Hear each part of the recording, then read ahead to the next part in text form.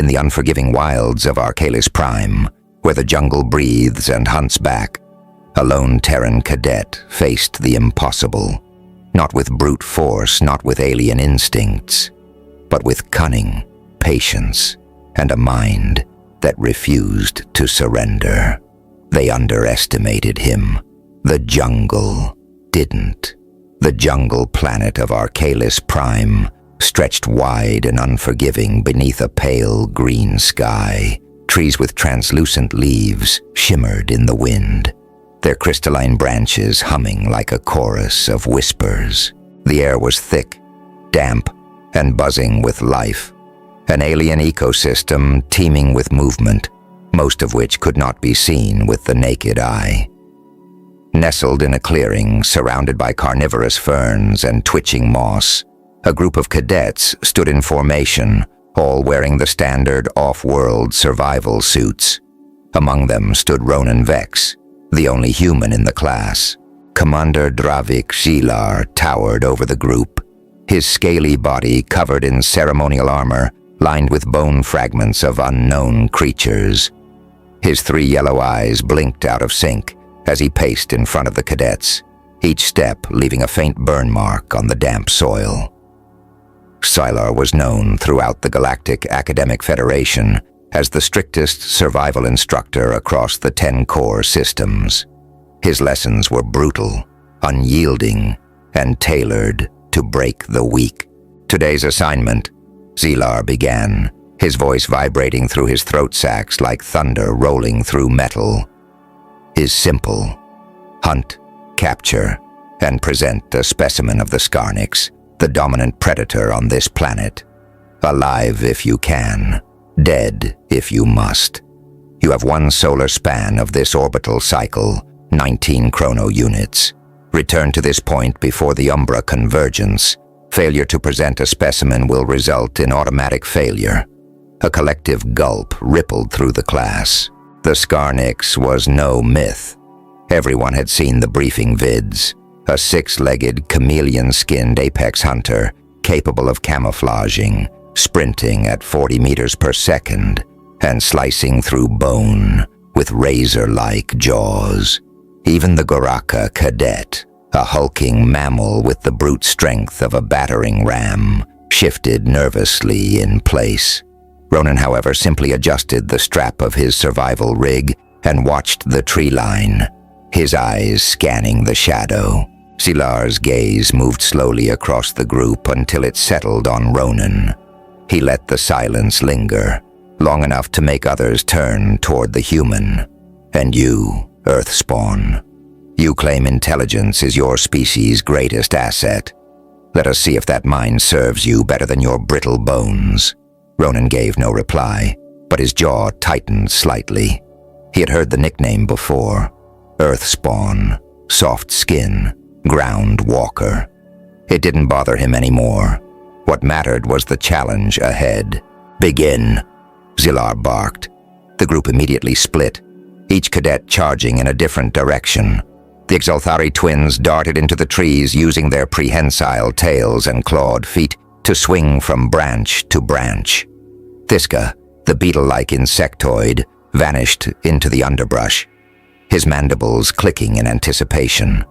The tall, amphibious Cyrell slithered down a moist ravine, her skin shifting colors to blend into the terrain.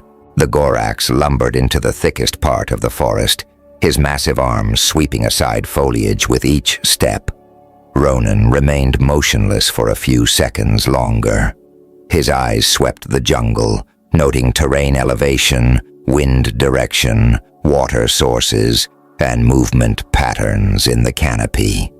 He didn't need speed or strength. He needed to think. He pulled out a small notepad from his survival rig, an old habit he couldn't drop even with advanced digital scanners available. There was something about writing things down that helped him process faster.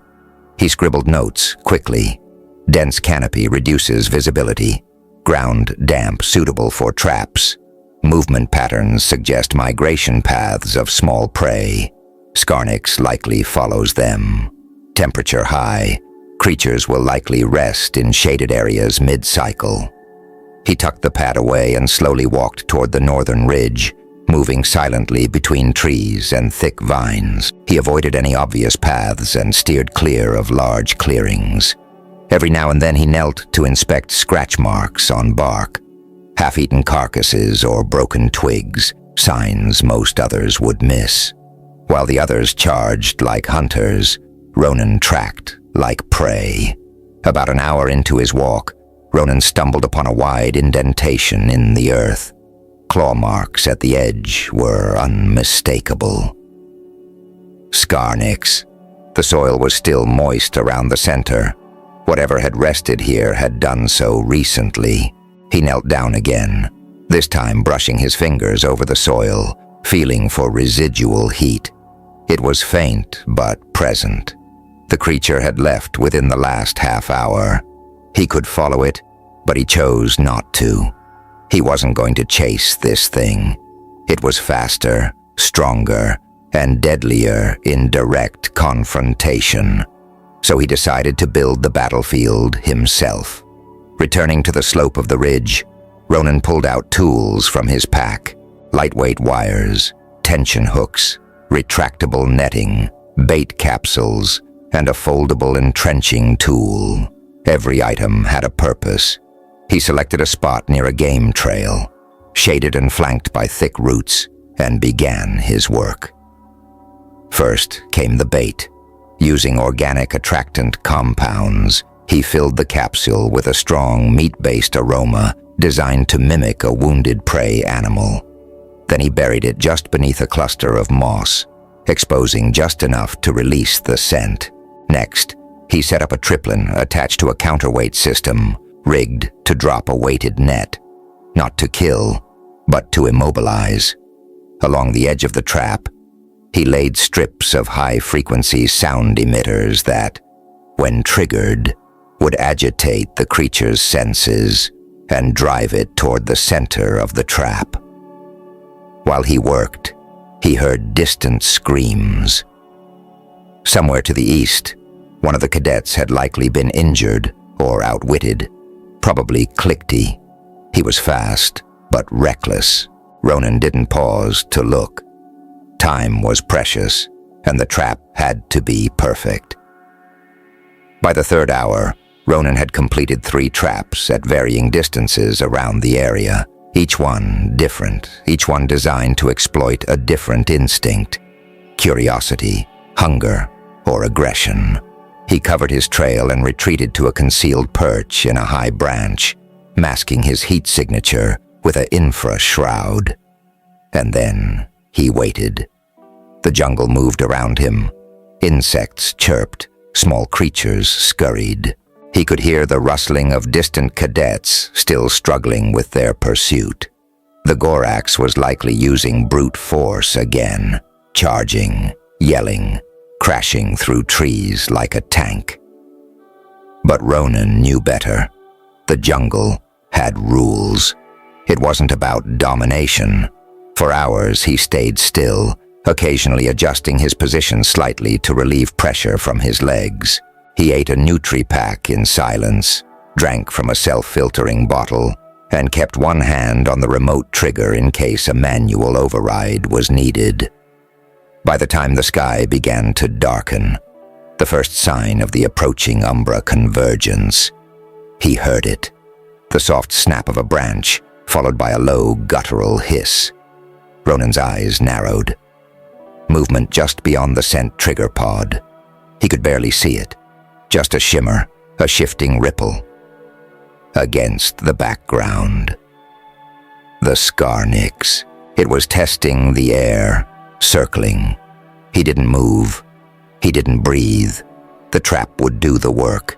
And as the net snapped, closed a heartbeat later, followed by a loud screech and violent thrashing, Ronan allowed himself a small, quiet smile, clacked his second pair of arms, twitched uncontrollably as he crouched beneath the dense foliage of a vine-choked gully. His sharp mandibles clicked with agitation, while his multifaceted eyes scanned the shadows for any sign of movement. His exoskeleton, shimmering with green and gold hues, had been scraped and dented during his previous encounter with the creature. He had misjudged the Skarnix's path, thinking it would pounce directly at him. Instead, it had fainted, vanished into the trees, and struck from above.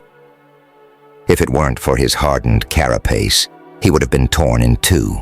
Now, 3 hours into the challenge, frustration was beginning to outweigh fear. Clickty was bred for stealth. His hive prided itself on precision, patience, and silence.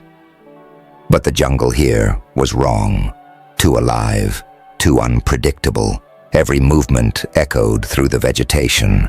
Every scent overwhelmed his senses, and the predator he was supposed to hunt seemed far more familiar with this world than he ever could be.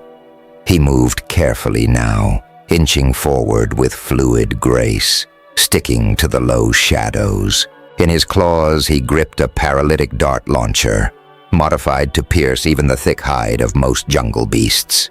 His plan was simple: ambush the Skarnix near one of the watering holes marked on his holo map. But he didn't know the creature had already relocated to the highlands, drawn by a stronger scent: Ronan's bait. Not far from Galactic, the Exalthari twins were suspended upside down from 2 opposing branches, using their tails to hang silently as they surveyed the forest floor. Kira and Dren, siblings born seconds apart, communicated through a series of rapid eye blinks and muscle twitches. They had spotted a trail of blood earlier, likely left by a wounded prey animal, and followed it in hopes the Skarnix would be drawn to the smell. Kira flicked her tail to signal a change in position. She had seen movement below, but it turned out to be a decoy, a bird-like creature with bright feathers that mimicked the sounds of larger animals to scare off predators. Dren, growing impatient, began to descend, his claws digging into the tree's bark. Kira followed a moment later, though more cautiously. The longer they stayed in the trees, the more it felt like the Skarnix was watching them instead of the other way around. The jungle pulsed with deceptive stillness. Every chirp, rustle, or flutter sent a shiver through their nerves. The twins weren't used to being hunted. Exalthari were apex climbers, evolved to ambush from above with deadly precision. But here, in this alien wilderness, the usual rules didn't apply. They couldn't find a pattern to the creature's movements. It didn't follow prey. It manipulated its surroundings. It had intelligence, or at least instinct, so fine-tuned it felt intelligent.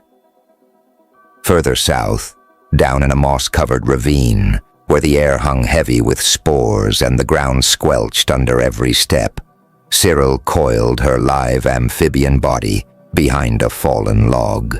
Her emerald skin shifted hues slowly, matching the decaying wood. She held a crystalline spear in both hands, the tip coated with a neurotoxin she had synthesized from native plants during the first hour. Her breathing was slow and rhythmic, her wide violet eyes fixed on a clearing up ahead. She had seen the Skarnix pass through this area, not with her eyes, but by watching how the plants reacted. Certain vines retracted from it. Certain insects went silent. The forest feared the predator, and Cyril had learned to listen. She moved now with purposeful grace, slithering forward as though her body were one fluid motion. The mud cooled her skin, but the adrenaline beneath it burned hotter. She wasn't afraid. She was calculating, deliberate. She believed in control, in mastering the environment and bending it to her will. The challenge wasn't a test of power. It was a test of adaptability. But even she underestimated the creature. As she approached the clearing, her sensitive ears picked up a barely audible huff of breath behind her. She spun, spear raised. Nothing, just hanging moss and a few drifting spores. Her eyes narrowed. The jungle had just inhaled. She remained completely still for nearly 2 minutes before backing slowly into the underbrush, heart pounding. Meanwhile, deeper into the interior, the Gorax cadet Borak was not hiding at all. He had no intention of stalking or laying traps. He preferred confrontation. At over 8 feet tall, with a thick mane of bristling black fur and massive fists lined with bony ridges, Borak was built for war. He carried no weapons. He was the weapon. He stomped through the jungle, roaring every few minutes to challenge the Skarniks. His philosophy was simple: intimidate, provoke, dominate. That was the Gorax way. He crushed trees underfoot and punched through brush like it was paper. Sweat soaked his fur and his muscles ached with effort. But he felt alive. The thrill of battle coursed through him like lightning. Yet despite his efforts, the Skarniks never showed. He stopped suddenly at the edge of a gnarled ravine where bones of past prey littered the ground. Some were cracked open, others cleanly sliced. The Skarniks had been here. Recently he could smell it. Sharp, musky, acidic. He bared his fangs and grinned. Then he heard it, a low hiss. Behind him, he spun and struck again. But there was nothing, just a blur of motion and rustling leaves. The predator had tested him, mocked him, and now it was gone. Borak punched the nearest tree in rage, splintering it in half. Hours passed. The jungle closed in around the cadets. Their strategies became increasingly desperate. Thiska's ambush failed when a false alarm caused him to fire prematurely, startling a harmless rodent. The twins lost their balance during a treetop maneuver and barely avoided serious injury. Cyril was nearly bitten by a venomous crawler while trying to reposition. Borak, now covered in scratches and bruises, continued his blind pursuit. Unaware he had looped in a circle twice, none of them had caught even a glimpse of the creature since the start. But something else was beginning to unsettle them more than the jungle or the Skarniks. Each of them, in their own way, had begun to wonder about the human. Ronan had vanished shortly after the challenge began. No one had seen him in hours. Thiska assumed he had given up and was hiding. Cyril believed he had simply gotten lost. Borak had no doubt he was already dead. The twins had started to whisper theories to each other, that perhaps Ronan had known something they didn't, or that he had a secret advantage from his primitive world. Whatever the truth was, none of them had answers, and the jungle wasn't giving them any. As dusk crept closer and the light began to dim beneath the dense canopy, each cadet returned, tired, dirty, empty-handed. One by one, they made their way back to the designated rendezvous point. No one spoke. Each step felt like failure. Commander Dravik Silar was already there, unmoving, arms crossed. His eyes glinted with knowing disdain. But the human was still nowhere to be seen, and the jungle, ever silent and watchful, held its breath.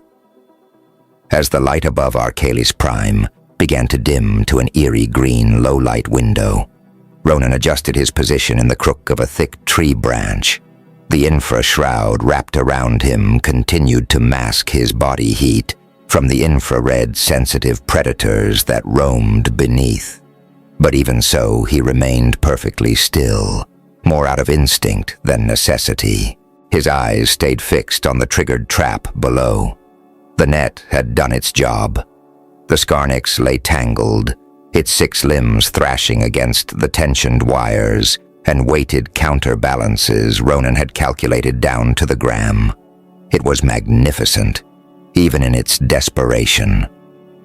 About 2 meters long, lean and sinewy, the creature's skin shimmered with shades of jungle green and mottled black. Its back legs flexed like coiled springs, its head shaped like a blunt arrowhead, with twin rows of serrated teeth visible every time it snapped at the air. Ronan could see the layers of translucent camouflage cells trying in vain to adapt to the sudden entrapment. It hissed with a deep rumble that seemed to shake the underbrush. Ronan didn't climb down right away. He watched. Every few seconds the creature paused, evaluating the tension of the net, tugging at specific junctions with deliberate intent. This wasn't just primal rage, it was strategy. It was testing the design. If he had built the trap with any single weak point, the Skarnix would find it. But Ronan hadn't. Still, he knew he didn't have long. Eventually the creature would work itself into enough of a position to twist or snap a wire. He had to move. Quietly he began to descend, placing his feet carefully on mossy notches he had memorized during his setup. When he reached the ground, he stepped sideways, moving through the foliage rather than toward the trap. He approached from the creature's blind side, if it even had one. He paused behind a thick, root-entangled stump. He inhaled slowly, then exhaled, steadying his hands. He wasn't afraid, not exactly, but his heart was hammering in his chest, because this was the moment of execution. One mistake, and it would end with blood. His. He activated his portable neuromist device, a palm-sized device with a limited range burst. It wouldn't fully sedate the creature, but it would dull its reflexes long enough to secure its jaws. He crept forward, the jungle holding its breath around him. The Skarnix caught a whiff of something unnatural and twisted toward him, muscles bunching. But Ronan was faster. He fired. The gas cloud enveloped the beast's face. It shrieked in protest, writhing with renewed aggression. But its movement slowed just slightly. That was enough. Ronan dove low, skidding beneath the flailing limbs, and wrapped the restraining band around its jaws. The clasp locked with a sharp click. He rolled sideways as the tail whipped at him, grazing his back with a sweat poured down his face. But he didn't pause. He circled to the rear, avoiding the claws, and fastened the secondary restraints around the legs. It took every ounce of strength and speed he had. But within minutes the creature lay bound and secure. No longer a threat, only a powerful presence, breathing heavily, eyes still locked on him with an ancient hate. He crouched beside it, staring into its intelligent gaze. "You're beautiful," he muttered under his breath, not out of sentiment, but respect. This wasn't a monster. It was a masterpiece of evolution, and now it was his responsibility. He pulled out a collapsible sled frame and locked the stasis field generators into place around the creature. The low hum indicated that the weight would now be distributed across the gravitational platelets, making it glide effortlessly along the forest floor despite the Jarnik's size. Ronan exhaled, wiped his hands, and finally allowed himself to feel the sting in his back from the tail swipe. Blood was already drying into the fabric of his suit. But it wasn't deep. It wouldn't slow him down. He checked the time. He still had several hours before the Umbra convergence. He could head straight back and stun everyone into silence. Or he could do more. He chose more. Instead of returning directly to the rendezvous point, Ronan moved northeast toward one of the larger game trails he had noted during his initial observations. Along the way, he collected discarded traps, reused components, and scouted for signs of distress among his classmates. He had heard Thiska's screech earlier in the day and suspected it hadn't gone well. Sure enough, not far from the edge of a ravine, he found the remnants of a failed ambush. A collapsed blind made from foliage and fiber, punctured with dart marks that had missed their target. He didn't see Cliquiti nearby, but the presence of broken vegetation suggested the insectoid cadet had limped away in frustration or pain. Ronan made a mental note of the trajectory. then turned back toward camp. By the time he reached the clearing again, the light was bleeding out of the sky. A strange hush fell over the forest as the moon prepared to umbra convergence the sun. The cadets had begun to return, one by one, each more weary and defeated than the last. Professor Zilar stood at the center of the gathering space, arms crossed, eyes flicking with amused disappointment as he watched his elite class file in with nothing but dirt on their hands. The Gorax stumbled in next, fur-matted and covered in scratches. His expression was sour, his massive hands clenched in shame. Then came the twins, one limping slightly, the other supporting her with a bruised tail. Cyril returned silently, her skin faded and dull with exhaustion, her eyes refusing to meet the professor's. Klikiti was last, dragging one leg and refusing to explain what had happened. And then, as the first shadows of the Umbra convergence stretched across the treetops, Ronan appeared. He emerged from the brush without flare, guiding the stasis sled behind him. The journey lay motionless but breathing, its limbs tightly bound, its eyes burning with primal fury. Gasps rippled through the cadets. Zilar's posture stiffened. Ronan said nothing. He simply guided the sled to the center of the clearing and stopped, folding his arms as if he had just completed a routine exercise. His expression was unreadable, but his clothes were torn, his face smeared with dried blood, and a single line of crimson traced down his neck. Silence. Then, one by one, the cadets began to step closer, not daring to touch, but needing to see the truth with their own eyes. The Skarnix was real. The capture was flawless, and the captor was the one species every other race had dismissed as primitive. Professor Zilar approached slowly, his three eyes analyzing every angle of the sled, every knot, every containment device. Finally, he looked at Ronan, his voice low and deliberate. "Explain." Ronan shrugged. "I studied its habits, built traps, let it come to me. You baited it. Yes, you subdued it. Yes, you brought it back without injury to yourself or the creature." Ronan hesitated, then gestured to the blood at his side. Mostly, Zilar stared at him in silence for a long moment. Then he turned to the rest of the class. "Let this stand as your lesson. Intelligence is not the absence of fear. It is the ability to act in spite of it. Efficiency over pride. Strategy over strength. Results over excuses." No one spoke. Not the twins, not the Gorax, not Klikti. Lyra's gaze lingered on Ronan with a complex blend of curiosity and respect. Zilar stepped back, his voice rising. "Cadet Reed has passed this challenge.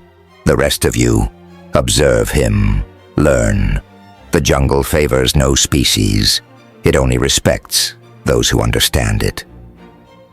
Ronan finally allowed a smile to touch the edge of his mouth.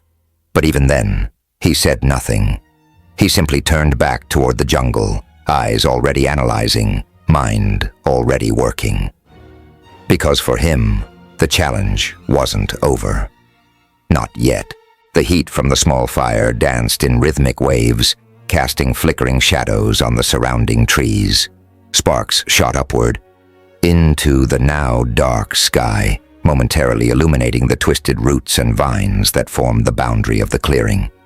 The Umbra convergence had passed, but the world remained dim, lit only by the dull glow of Raozun's twin moons.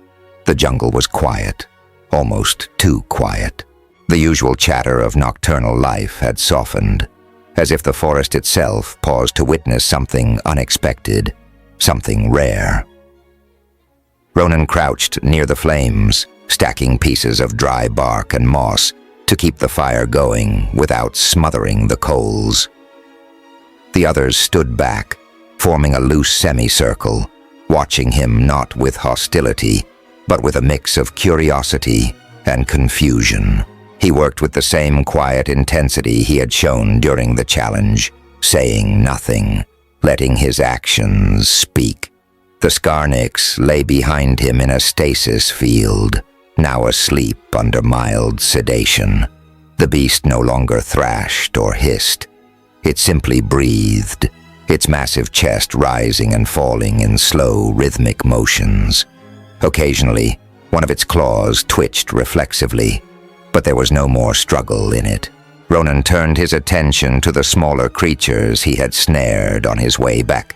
Two lizard-like mammals with oversized eyes and rows of backward-curved teeth.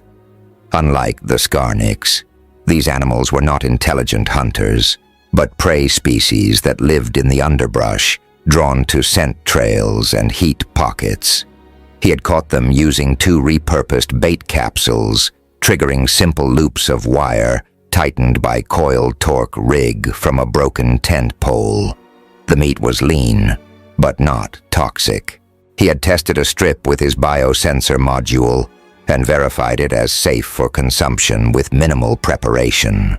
He had already skinned and cleaned the creatures by the time the others returned, but now he worked deliberately, slicing precise portions of muscle and separating fat layers with a makeshift stone blade. As he set the first cuts over the fire on a nano grate salvaged from a broken equipment casing, the smell of searing flesh began to rise, rich, savory, and undeniably mouthering. Clithy's antennae twitched the moment the scent reached her. She tilted her head slightly, confused by the chemical composition in the air. Her kind didn't typically eat cooked meat. Her internal enzymes could process raw nutrients, but the smell triggered something deeper, something ancestral. She shifted her weight from one clawed foot to the other and tried to appear disinterested, but her gaze never left the fire. The Exalthari twins were less subtle. Varric leaned forward, nostrils flaring, while Kira rubbed her empty stomach and whispered something to her brother in their private, eye-blink language. Varric responded with a low grunt, his tail flicking in suppressed frustration. He had not eaten since the day before, and the exertion of the failed hunt had left his muscles sore and trembling. Lyra stood farther back, arms crossed, her expression impassive. Her skin had returned to its natural blue-green hue, though the light shimmer of exhaustion remained in her eyes. She studied Ronan not with contempt, but with caution. She understood what he was doing. The fire wasn't just for warmth. The meat wasn't just for food. This was a message, a display of calm mastery. He wasn't mocking them. He was demonstrating that survival wasn't about dominance. It was about utility. Tharn remained the only one visibly resistant. The Gorax stood near the tree line, arms folded across his massive chest, lips pulled back in a faint snarl. His pride had been damaged, and the smell of cooked prey was an insult. He could hunt. He should have been the one to provide food, but he hadn't, and now the human stood in his place. Small, unarmored, and yet somehow the most competent being in the entire clearing, Ronan turned one of the strips, nodding slightly to himself as the edges browned and curled. He retrieved a piece of dried root from his bick and rubbed it over the meat, releasing a tangy aroma into the smoke. He didn't look up as he spoke, his voice low but clear. "Eat if you're hungry. I don't care who goes first." No one moved for several seconds. Then Nolly stepped forward, not aggressively, not hurriedly. She walked with the fluid grace of a tree climber, her eyes locked on the sizzling meat. She reached down, picked up one of the skewers with 2 fingers and brought it to her nose. A quick sniff, then a tentative bite. Her reaction was subtle at first. No dramatic expression or audible gasp, just a slow chew. A second bite. Then her head tilted slightly and her posture relaxed. She finished the piece without another word and stepped back. Varric followed her lead. Next, then Thiska, who picked at a strip with her 4 limb pincers. Clicking softly to herself between bites, Cyrell took the longest to approach. When she did, she asked only one question. "You tested it for toxins." Ronan nodded. "Twice." She took a piece, ate half, and returned to her place without comment. Theron stayed where he was. Ronan didn't press him. The fire crackled. More meat cooked. Silence held for a time, filled only by the sound of chewing and the occasional sigh of relief. Hunger softened the edges of bruised egos. Even those who had mocked Ronan earlier now watched him with less suspicion. He hadn't gloated. He hadn't rubbed his success in their faces. He had simply done what needed to be done, and made sure everyone benefited from it. After a while, Ronan leaned back, one arm resting over his bent knee, the other still turning the last batch of skewers. The jungle noises began to return. Distant calls, the clicking of nocturnal insects, the rustle of wings overhead. But inside the clearing, the tension had shifted. The unspoken hierarchy of the group was changing. Professor Zilar, who had remained on the edge of the clearing in silence, finally stepped forward. His reptilian face betrayed no emotion, but the way he stood, straighter than usual, arms loose at his sides, suggested thoughtfulness. "Human," he said. "You were told to capture prey. You brought a predator. You were told to survive. You created comfort. You were told to compete. You chose to feed your rivals." Ronan looked up, the firelight reflecting in his eyes. Zilar's throat sacs pulsed once before he replied, "And now your enemies will listen to you." The professor turned and walked away, disappearing into the darkness without another word. Ronan didn't move. He just watched the fire and added another stick to the coals. He wasn't thinking about victory or accolades. He was thinking about the next challenge, about what this place, this academy, this galaxy really valued. He knew now that brute strength was common. Aggression was expected. What was rare, what was truly respected, was the ability to solve problems no one else even knew existed. He looked at the others, now seated closer, some sharing meat, some speaking quietly. For the first time since his arrival, he didn't feel like the outsider. He felt like the leader. The night passed slowly on Arcalis Prime, wrapped in silence thick enough to feel. The fire had burned down to glowing embers, and only the soft crackle of heat against charred bark broke the stillness in the clearing. Most of the cadets had fallen into a restless sleep, curled in partial circles near the fire's dying warmth. Only Ronan remained awake, seated against the trunk of a wide-armed tree, with his head tipped back and his eyes scanning the stars overhead. He wasn't tired, not in the way exhaustion overtook the body after physical exertion. His fatigue was deeper, tucked behind his eyes, a mental weight pulled taut by everything he had experienced in a single rotation of this cursed moon. The journey still lay in its stasis field, unmoving, its breathing slow and shallow under the lingering sedation. Ronan had checked the restraints twice before settling down. He knew it wasn't a danger now, but he also understood that caution wasn't a sign of fear. It was discipline. He didn't want surprises, not after everything he had done to make sure the day didn't end in someone else's failure. He shifted slightly, careful not to wake Thiska, who had unknowingly crept closer in her sleep. She twitched in her rest, occasionally clicking softly. Varric and Nally were tucked side by side across from him, their limbs curled in mirrored positions, while Lyra rested alone under the thickest part of the canopy, her chest slowly rising and falling in deep, even breaths. Boric had taken position farther from the group, but even he had not returned to the perimeter, perhaps unwilling to be entirely apart anymore. At first, Glow, when the horizon began to glow with muted violet light. Professor Zillar returned to the clearing. He emerged without sound, his tall form outlined by the haze of morning mist. His presence stirred the cadets awake one by one. Some rubbed their eyes, others sat up quickly, alert and cautious. Ronan didn't move. He simply watched. Sylar approached the Skarnix first.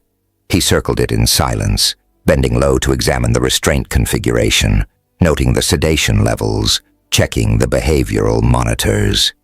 He touched nothing. He only looked. When he had completed his inspection, he straightened slowly, turned to face the cadets, and raised one clawed hand. Every pair of eyes settled on him. "Your trial is concluded." The silence thickened again. Zillar continued, his voice slow, deliberate, each word etched with authority. This was not a hunting exercise. It was not a test of your weapons, your claws, or your stamina. It was a lesson in survival, and survival begins not with strength, but with understanding. He turned his gaze toward Varric and Kira. "You climbed the trees as if the canopy belonged to you, but you did not see the forest. You failed to adapt to what lay beneath. To click to his words were sharp. You trusted your instincts, but not your intellect. You reacted without anticipation. The prey became the predator, and you became the hunted." He shifted toward Cyrell, though his tone softened. "You read the jungle's rhythm, but you hesitated. You saw danger and stepped back. Survival sometimes demands confrontation, not avoidance." He approached Thar and Last. The Gorak straightened defensively, but Zillar didn't raise his voice. He charged into the wild, as if it would bow to you. But brute force means nothing to a forest that does not recognize your dominance. Rage is not control. Survival is earned, not demanded. Finally, he turned to Ronan. The others followed his gaze. Zillar stared at the human cadet for a long moment, not with disdain, not with surprise, but with the kind of deep, critical analysis that came only from a lifetime of teaching, and rarely from witnessing something beyond expectations. You planned before you acted. You observed before you pursued. You captured a predator without harming it, and when you returned, you ensured your peers did not starve. Sylar stepped closer, now standing directly in front of him. "Why?" Ronan didn't answer immediately. He stood slowly, brushing soil from the back of his uniform. His eyes leveled with the professor's middle set, because the mission wasn't just to survive. It was to prove I understood the environment, and an environment includes the people in it. Zylar narrowed his eyes. "You chose to feed your competitors. They weren't competitors anymore. Once the creature was secured, the challenge became something else. I had the resources. Sharing was the logical choice." Zillar tilted his head slightly. Some would call it weakness, a failure to assert dominance.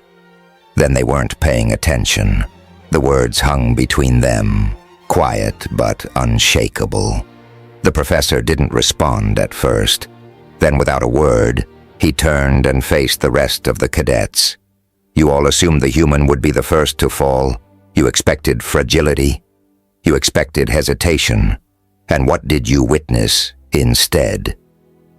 No one replied. "Courage," Zillar said. "Patience, control, strategy.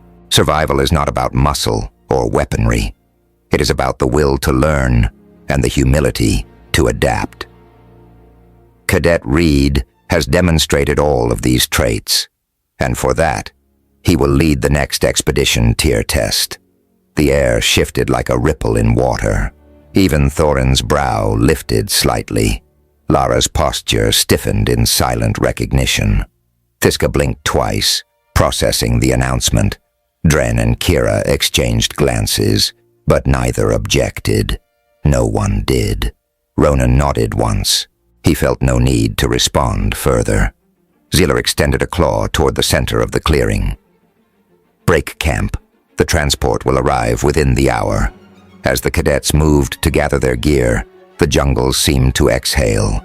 The tension that had filled the clearing now dissolved into quiet movements and shared glances. Clitty helped Sorel fold a tent panel. Dren passed Kira a water flask. Even Thorin muttered a low, begrudging, as he dragged a fallen branch out of the path without being asked. Ronan packed his things quickly, methodically, then returned to the gravy sled and began releasing the Skarnix from its restraints under the professor's supervision. The sedation would wear off in an hour. By then, the creature would be far from camp. Zealer said nothing as he watched Ronan work. He simply observed the way predators did, the way teachers should. When the ship descended through the clouds, its wide belly glowing with stabilizing engines in a magnetic loading bay already open, Ronan was the last to board. He paused at the edge of the ramp, looking back one final time at the jungle, the fire pit, the place where expectations had died and something new had been forged. He didn't smile. He didn't wave. He simply turned, walked inside, and stepped into a future that had shifted in his favor, not because he had forced it to, but because he had understood what no one else could. He had seen the test not as a competition, but as a system to outthink, and he had passed completely.